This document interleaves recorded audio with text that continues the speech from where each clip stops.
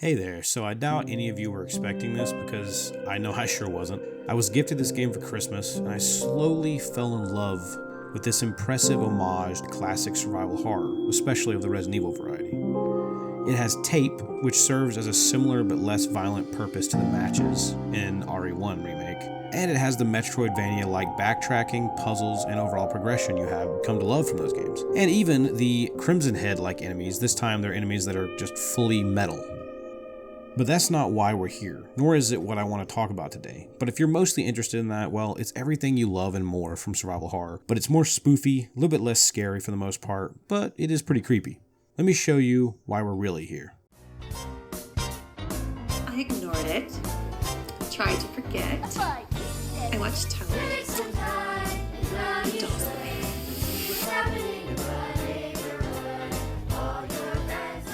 I had an urge to talk about this game, not only because it's a great horror game, or because it's more than a typical mascot horror game, but because of the game's message, and a message it shares with the Muppets and Sesame Street in their prime. Sesame Street's goal was to create a children's television show that would master the addictive qualities of television and do something good with them, such as helping young children prepare for school and teach other life lessons. And the Muppets' goal was to entertain both adults and children equally and provide entertainment that could also be educational.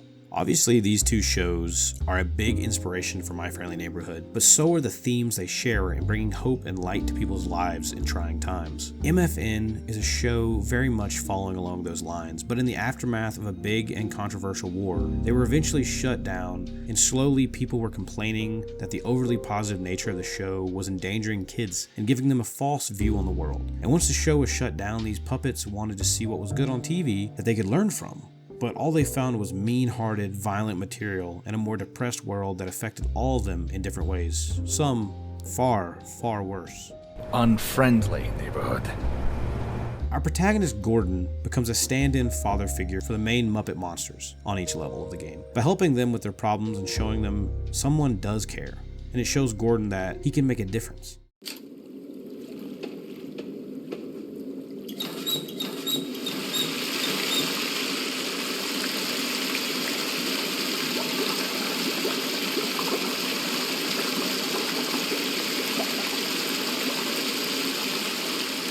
What do you want? Fix.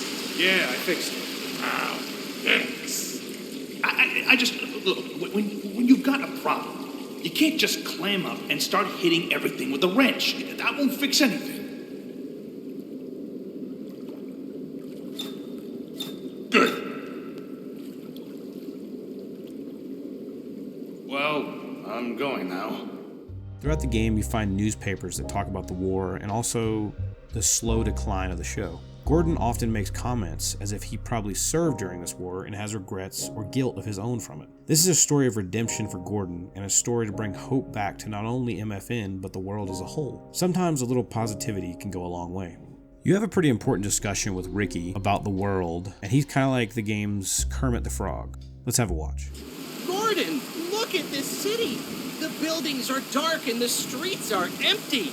No one knows how to be a friendly neighbor.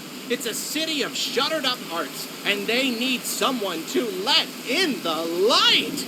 You know why I think we got canceled? Why?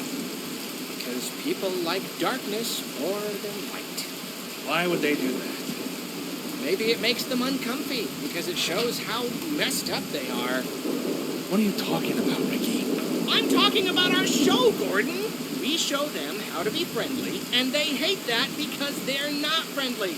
Do you really think people won't take any excuse to ignore their own issues?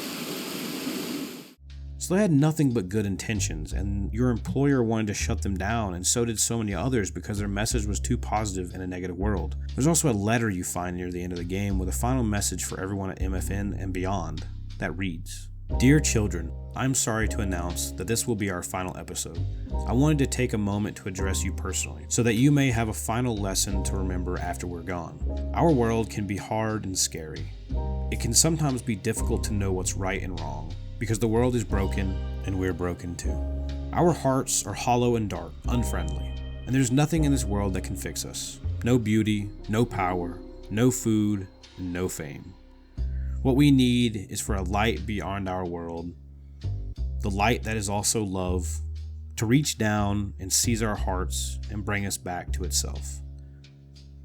In our show, we've tried to give you a glimpse of that light. So the message I want to leave you with is this: have faith in the light. Sometimes it may be scary, sometimes it may hurt. Sometimes it's hard to know what's right and wrong, because good and bad are all jumbled up and confusing. And when that happens, it can hurt a lot. But have faith in the light, because the light will rescue from the darkness. That is the note that they wanted to leave everything off on. That was their goal. They were all so misunderstood. The whole goal was misunderstood, you know? And hope is a good thing. And so is a bit of light in the darkness, because you can be happy and be weary of the world around you at the same time. You can be aware of the darkness and evil in the world and be prepared for that. But living a life with a bit more light and a bit less dark will only make it that much better. If everyone could see the world through Ricky's eyes, then everyone would be a lot happier, and sometimes you have to make sacrifices, take a chance on something different. Find your place in the world, what it all truly means to you at the end of the day. Gordon learns a life lesson and finds himself throughout this very odd scenario he happened to be in. The neutral ending by accepting Ricky's offer is okay, but still a bit sad. But the true ending to the game, which I would have had if not for a small technicality, is definitely the one that fully showcases this game's true motivations. So I'll leave you with that, and I hope you enjoyed the video and maybe learned something along the way. See you next time. It was late night on weekdays. I don't think anyone watched it.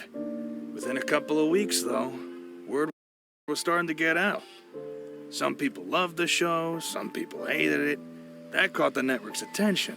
And by the end of the year, we had 3 channels wanting to sign for a whole season. Of course, after my boss found out I was involved, I got fired.